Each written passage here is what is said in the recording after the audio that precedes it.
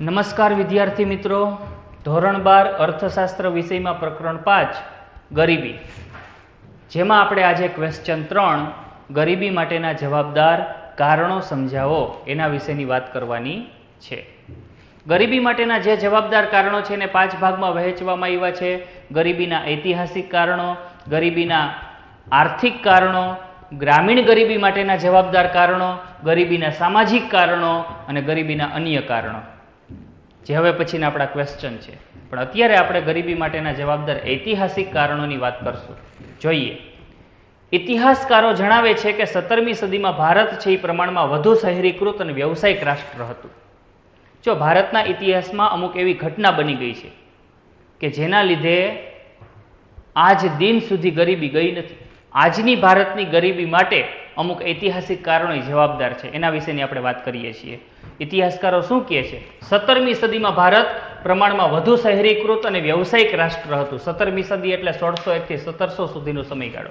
એ સમયમાં ભારત છે એ સોને કી ચીડિયા ગણાતું. ભારતની આર્થિક સમૃદ્ધિ વધુ હતી અને ભારતની સમૃદ્ધિ જોઈ વિશ્વના અન્ય દેશોને પણ ઈર્ષા થતી. વધુ શહેરીકૃત રાષ્ટ્ર અને વ્યવસાયિક રાષ્ટ્ર. એ સમયમાં ભારતમાં દેશી ઉદ્યોગો સારા પ્રમાણમાં વિકાસ પામ્યા હતા. અને જે વિસ્તારમાં ઉદ્યોગો વિકાસ પામ્યા હોય એવા વિસ્તારને શહેર તરીકે ઓળખવામાં આવતું, નગર તરીકે ઓળખવામાં આવતું. એટલે જ ભારત છે એ પ્રમાણમાં વધુ શહેરીકૃત અને વ્યવસાયિક રાષ્ટ્ર ગણાતું. એ સમયે ભારત છે એમાં ભારતમાં દેશી ઉદ્યોગો સારા પ્રમાણમાં વિકાસ પામ્યા હતા. એટલે જ ભારતમાં અઢળક ચીજ વસ્તુઓ ઉત્પન્ન થતી અને વિદેશમાં એની નિકાસ થતી.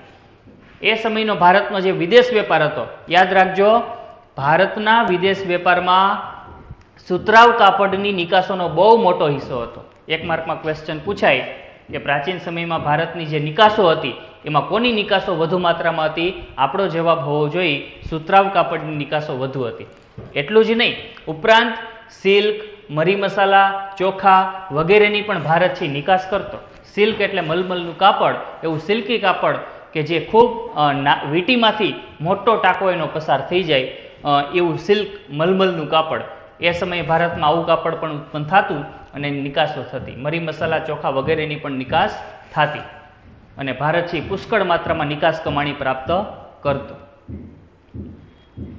ભારતની આર્થિક સમૃદ્ધતા જોઈને વિદેશી પ્રજા પણ ભારતમાં વેપાર કરવા માટે આવવા હંમેશા આતુર રહેતી. વિદેશી પ્રજા એવું વિચારતી કે જો અમે ભારતમાં વેપાર કરવા માટે જઈએ તો આર્થિક રીતે ઘણો લાભ અમને થાય એમ છે. એટલે જ ઘણી બધી વિદેશી પ્રજાઓ ભારતમાં વેપાર માટે આવતી. એ સમયે ભારતમાં વેપાર માટે આવવું હોય તો ચોક્કસ પ્રાંતના રાજાની પરમિશન લઈ લેવાની, એટલે વેપાર માટે ભારતમાં આવવાની પરમિશન મળી જાય. એ સમયનું ભારત એટલે રાજા રજવાડાનું ભારત, બરાબર. ભારત છે 562 દેશી રાજા રજવાડાઓમાં વહેંચાયેલું હતું અને ચોક્કસ પ્રાંતનું શાસન રાજા હસ્તક હતું. એટલે જે પ્રાંતમાં વેપાર કરવો હોય એ પ્રાંતના રાજાની પરમિશન મળી જાય એટલે એ પ્રાંતમાં વેપાર માટેની કોઠીઓ વિદેશી પ્રજા સ્થાપી શકે અને વેપાર કરી શકે.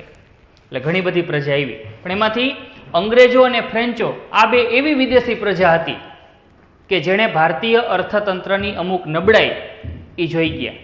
એટલે એણે એવું વિચાર્યું કે જો ભારતમાં અમુક કૂટનીતિક ચાલ રમીએ તો ભારત ઉપર શાસન સ્થાપિત કરી શકાય એમ છે, અને એમાં એ સફળ પણ થયા. અંગ્રેજો અને ફ્રેન્ચો બંનેની આવી કૂટનીતિ હતી, પણ એમાં અંગ્રેજો ફાવી ગયા અને અંગ્રેજોએ ભારતમાં ત્યાર પછી 200 વર્ષ શાસન કર્યું. અંગ્રેજોની શોષણ નીતિને લીધે જ ભારતમાં ખેતી અને ઉદ્યોગોની સ્થિતિ કથળતી ગઈ. હવે આપણે એ જોવું છે કે અંગ્રેજોના શાસનમાં ભારતની ખેતીની સ્થિતિ કઈ રીતે કથળી ગઈ, કઈ રીતે નબળી પડી, અને ત્યાર પછી આપણે એ વાત કરશું કે અંગ્રેજોના શાસનમાં ભારતની ઉદ્યોગ ક્ષેત્રની સ્થિતિ કઈ રીતે કથળી ગઈ. તો સૌથી પહેલા આપણે ખેતી ક્ષેત્રની નબળી સ્થિતિ વિશે વાત કરીએ. અંગ્રેજોના શાસનમાં ભારતની જે ખેતી છે એ વરસાદ આધારિત હતી. વરસાદ પડે તો ખેતી થાય, બાકી નહીં, ચોમાસું ખેતી. અને બીજી બાજુ અંગ્રેજોએ સિંચાઈના વિકાસ માટે મૂડીરોકાણ વધારવામાં ખાસ રસ દાખવ્યો નહોતો. અંગ્રેજોના શાસનની આ વાત છે કે અંગ્રેજોએ ભારતમાં પોતાનું શાસન સ્થાપિત કરી નાખ્યું ત્યાર પછીની આ વાત છે કે ભારતની જે ખેતીની સ્થિતિ છે એ સાથી કથળતી ગઈ. તો એમાં કારણ આપવાના છે. એક બાજુ ભારતની ખેતી વરસાદ આધારિત હતી અને બીજી બાજુ અંગ્રેજોએ સિંચાઈની સેવાના વિકાસ માટે મૂડીરોકાણ વધારવામાં ખાસ રસ દાખવ્યો નહીં. સિંચાઈ એટલે શું? તો કે ખેતી ક્ષેત્રે 12 માસ પાણી મળતું રહીએ એ માટેની વ્યવસ્થા એટલે સિંચાઈની સુવિધા. આ સિંચાઈની સુવિધા વધારવા માટે મૂડીરોકાણ વધારવું પડે, પણ અંગ્રેજોએ આ બાબતે રસ દાખવ્યો નહોતો. ઉપરાંત આગળ વાત કરીએ, વારંવાર પડતા દુષ્કાળ, જમીનદારી પ્રથા, સાંથ પ્રથા વગેરે કારણોથી ખેડૂતો છે આર્થિક રીતે કેવા થઈ ગયા? પાયમાલ થઈ ગયા. વારંવાર એ સમયે દુષ્કાળ પડતા અને દુષ્કાળની બહુ ગંભીર અસર ખેતી ક્ષેત્ર ઉપર થતી, ખેત ઉત્પાદન નીચું વયું જતું. જમીનદારી પ્રથા એટલે શું? તો કે એ સમયમાં મોટાભાગની જમીનોના માલિકો જૂજ જમીનદારો હતા, અને આ જે જૂજ જમીનદારો છે એ પોતાની જમીન વિહોણા ખેડૂતોને ભાડે આપતા અને બદલામાં ભાડું વસૂલતા, અને આ જ જમીનદારો પાસેથી અંગ્રેજો દ્વારા મહેસૂલ ઉઘરાવવામાં આવતી. એટલે જમીન ઉપરનો કર જમીન વિહોણા ખેડૂતોએ જમીનદારોને આપવો પડતો, અને જમીનદારો એ જે કર છે અંગ્રેજોને ચૂકવતા. એ રીતની આખી એક જમીનદારી પ્રથા એ સમયમાં હતી. અને સાંત પ્રથા એટલે ભાડા પ્રથા.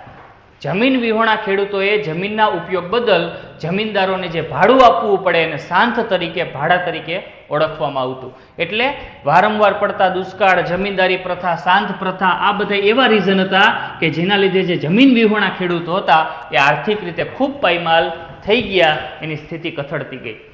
ખેતી ક્ષેત્રે મૂડીરોકાણ વધારવા માટે આવા જમીન વિહોણા ખેડૂતો છે ધિરાણ મેળવતા. કોની પાસેથી? તો કે જમીનદારો પાસેથી, સાહુકારો પાસેથી, મોટા વેપારીઓ પાસેથી ધિરાણ મેળવતા. અને એકવાર જમીનદારો, સાહુકારો કે મોટા વેપારીઓ પાસેથી જમીન વિહોણા ખેડૂતો ધિરાણ મેળવે, એકવાર ધિરાણના બોજામાં ફસાઈ જાય પછી એમાંથી કોઈ દી બહાર આવી ન શકતા. એ ધિરાણ આપે, એ ધિરાણ અને વ્યાજના બોજામાં દબાઈ જાય પછી એમાંથી બહાર જ ન નીકળી શકતા એવી સ્થિતિ હતી. કારણ કે વ્યાજના દર બહુ ઊંચા હતા, બરાબર, અને વ્યાજની પઠાણી ઉઘરાણી થતી, ખૂબ કડકાઈથી ઉઘરાણી કરવામાં આવતી. એટલે ખેડૂતો છે આ સ્થિતિમાં દબાઈ ગયા અને ગરીબી વધતી ગઈ. 2 માર્કમાં ક્વેશ્ચન પૂછાય કે અંગ્રેજોના શાસનમાં ભારતની ખેતીની સ્થિતિ નબળી હતી સાથી, તો એમાં આપણે આટલી બાબત લખવી પડશે, યાદ રાખજો. ઓકે, હવે આ ખેતીની વાત પૂરી થઈ. હવે આપણે ઉદ્યોગોની વાત કરવાની છે કે અંગ્રેજોના શાસનમાં ભારતના ઉદ્યોગો કઈ રીતે ખરાબ સ્થિતિમાં આવી ગયા. જોઈએ, ઉદ્યોગ અને વેપારની બાબતમાં અંગ્રેજોએ ભારતમાં એવા પ્રકારની વેપાર નીતિ, કર નીતિ, ઔદ્યોગિક નીતિ અપનાવી હતી કે જેથી અંગ્રેજોના ઉદ્યોગોને જ વધારે ફાયદો થાય, જ્યારે ભારતના ઉદ્યોગોએ નુકસાની જ સહન કરવી પડે.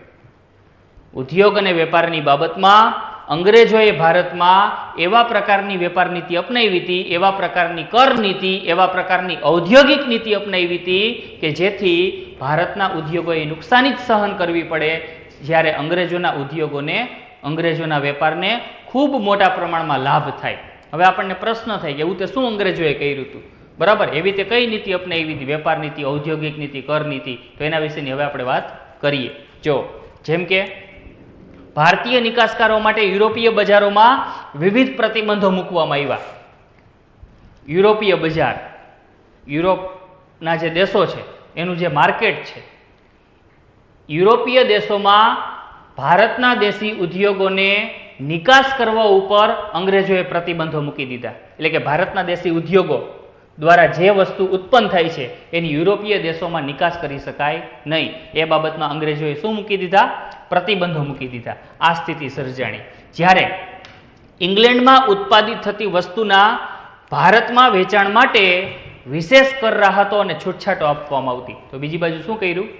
ઇંગ્લેન્ડમાં જે ઉદ્યોગો હતા, ઇંગ્લેન્ડના ઉદ્યોગો દ્વારા જે ઉત્પાદનો થતા એ વસ્તુના વેચાણ માટે ભારતના માર્કેટનો ઉપયોગ થતો, ભારતના બજારનો ઉપયોગ થતો, અને ભારતમાં આ બાબતે વિશેષ કર રાહતો અપાતી. ઇંગ્લેન્ડની વસ્તુઓ ઉપર ભારતમાં વેચાણ કરવા બાબતે વિશેષ કર રાહત અને છૂટછાટ આપવામાં આવતી. તેમજ બધા વિસ્તારોમાં વસ્તુ પહોંચાડવા માટે શેનો ઉપયોગ થતો? તો કે રેલવેનો ઉપયોગ થતો.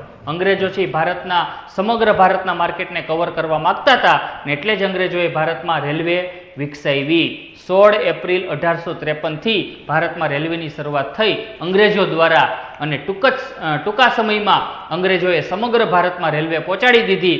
રેલવેના માધ્યમથી અંગ્રેજો પોતાની વસ્તુ સમગ્ર ભારતમાં પહોંચાડી દેતા, અને એ રીતે સમગ્ર ભારતના માર્કેટને અંગ્રેજોએ કવર કરી લીધું હતું. એટલે આ રીતની પરિસ્થિતિ. આગળ જોઈએ, આવી નીતિથી અંગ્રેજોને ભારતમાં ઉત્પાદન અને વેચાણથી ભરપૂર લાભો થયા. ભારતમાં ઉત્પાદન અને વેચાણથી અંગ્રેજોને ભરપૂર લાભ થયા, જેનું ઇંગ્લેન્ડમાં ખૂબ મોટા પાયે મૂડીરોકાણ કર્યું અને ઔદ્યોગિકરણને વેગ આપ્યો. ભારતમાંથી જે કમાણી થતી અંગ્રેજો પોતાના દેશમાં લઈ જતા, ન્યાય ઉદ્યોગ ક્ષેત્રે મૂડીરોકાણ કરતા અને એ રીતે ઉદ્યોગોની ન્યા સંખ્યા વધી, ઔદ્યોગિક ઉત્પાદનો મોટા પાયે થયા, ઉદ્યોગ ક્ષેત્રે આધુનિક કહી શકાય એવી મશીનરી ડેવલપ થઈ. એ રીતે અંગ્રેજોએ ઔદ્યોગિકરણને પોતાના દેશમાં વેગ આપ્યો અને ત્યાંના ઉત્પાદિત માલના વેચાણ માટે ભારતના બજારોનો ભરપૂર ઉપયોગ કર્યો.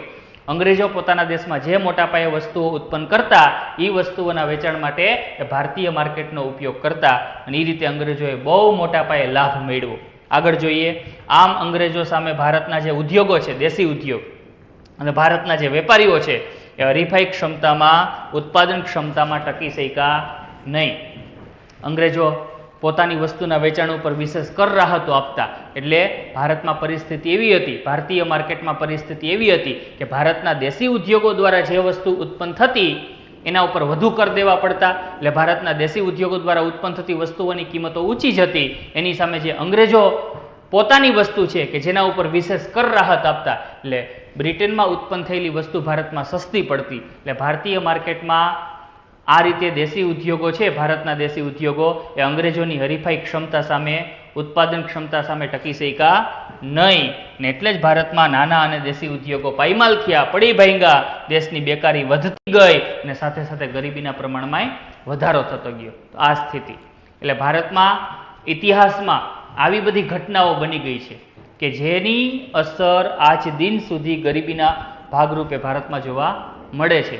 જો આવી વિદેશી પ્રજાઓ ભારતમાં ન આવી હોત તો આજે ભારતનું ચિત્ર છે એ કંઈક અલગ જ હોત.